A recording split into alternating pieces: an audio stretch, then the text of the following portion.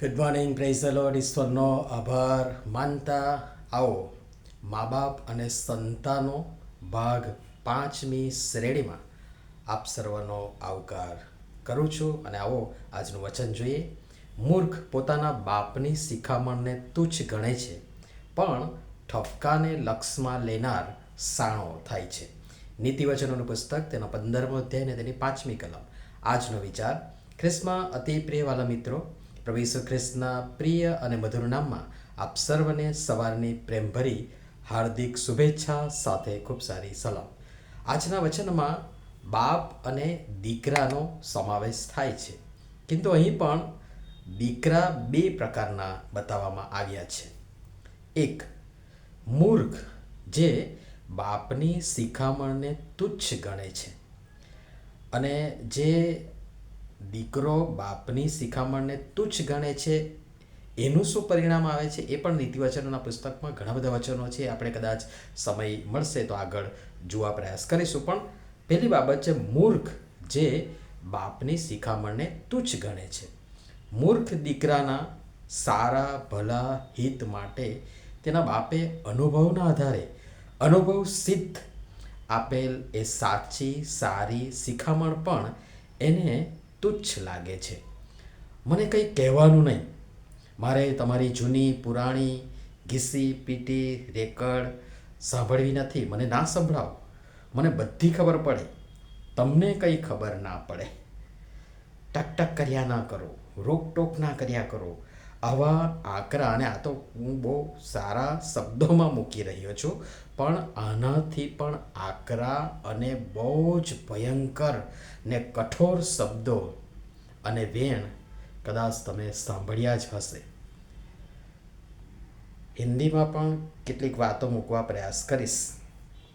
जब हम बड़े होकर अपने आप को कुछ समझने लगते हैं तो जाहिर है अपने बड़े हमें तुच्छ लगने लगते हैं, लेकिन हम ये भूल जाते हैं कि आज हम जो कुछ भी है सिर्फ उन्हीं की वजह से है जिन्हें आज हम कुछ बनकर तुच्छ उन्हें समझ रहे हैं.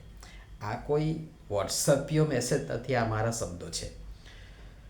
બીજું જે વ્યક્તિ છે, બીજો જે દીકરો છે, એ સાણો જે બાપના ઠપકાને પણ લક્ષમાં લે છે. પેલો દીકરો જે શિખામણને પણ તુચ્છ ગણે છે, જ્યારે આ સાણો દીકરો જે બાપના ઠપકાને પણ લક્ષમાં લે છે. આ બીજા પ્રકારનો દીકરો જે સાણો છે, ડાહ્યો છે, જ્ઞાની છે, બુદ્ધિશાળી છે, જે ન કેવળ બાપની શિખામણ સાંભળે છે કિંતુ માને પણ છે અને પાળે પણ છે. જે બાપની શિખામણ જ નહીં પણ બાપના ઠપકા પર પણ લક્ષ આપે છે. બાકી સાહેબ, આજની જનરેશન એને ઠપકો, દાંટ, ફટકાર તો ઠીક, બે સારી શિખામણ, સલાહ આપતા પણ આજના મા બાપ બીએ છે.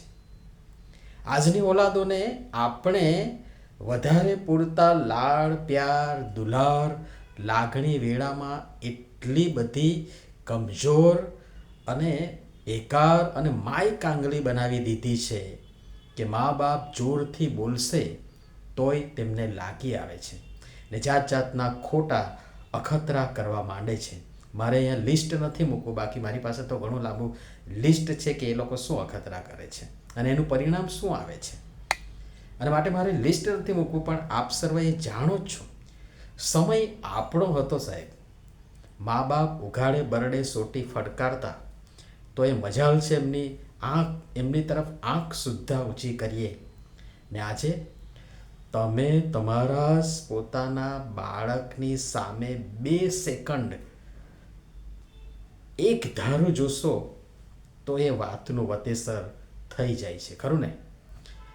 મૂર્ખ અને સાણા સંતાનો.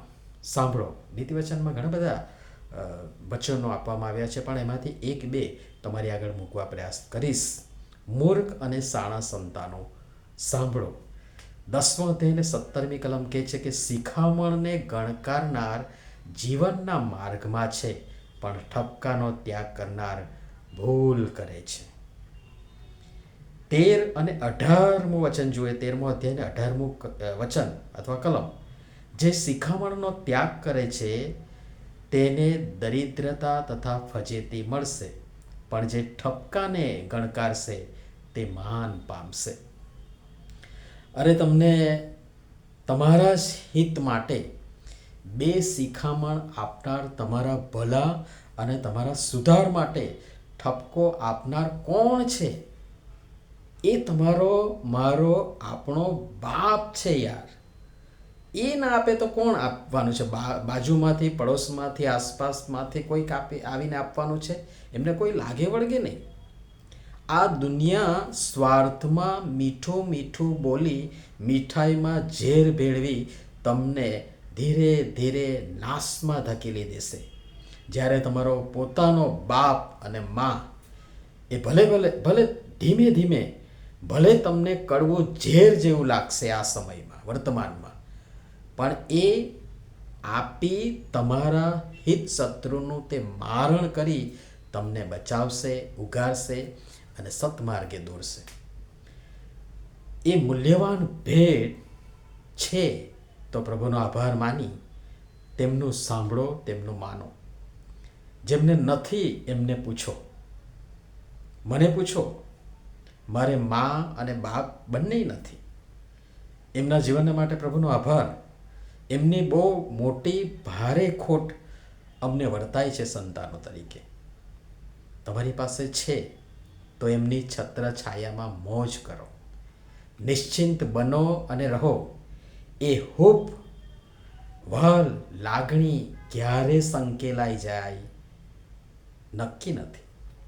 માટે તેમનું સાંભળો અને તેમનું જતન કરો. તેમના અનુભવનો લાભ લો, લાહવો લો.